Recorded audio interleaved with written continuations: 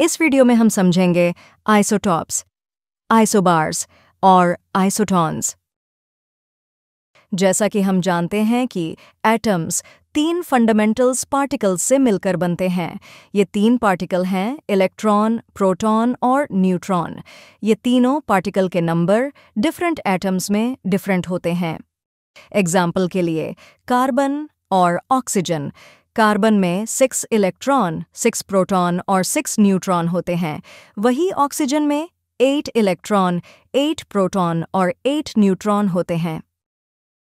लेकिन जब ये तीनों पार्टिकल्स के नंबर डिफरेंट होते हैं तब एटम्स के न्यू स्पीशीज बनते हैं। ये एटॉमिक स्पीशीज 3 टाइप की होती हैं: आइसोटोप्स, आइसोबार्स और आइसोटॉन्स।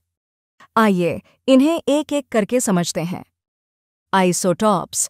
आइसोटॉप्स वह एटम होते हैं जिनमें प्रोटॉन्स के नंबर सेम होते हैं लेकिन न्यूट्रॉन्स के नंबर डिफरेंट होते हैं। एग्जाम्पल के लिए प्रोटियम और ड्यूटेरियम।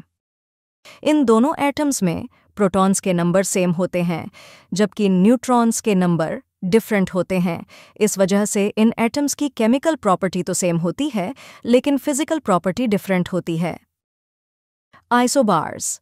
आइसोबार्स वह एटम होते हैं जिनका एटॉमिक वेट सेम होता है जबकि एटॉमिक नंबर डिफरेंट होता है। आइसोबार्स में इलेक्ट्रॉन, प्रोटॉन और न्यूट्रॉन्स तीनों के नंबर्स डिफरेंट होते हैं लेकिन प्रोटॉन्स या न्यूट्रॉन्स का सम, जिसे हम एटॉमिक वेट कहते हैं, वह सेम होता है। एग्जाम्पल के लिए कार्बन 14 और नाइट्रोजन 14।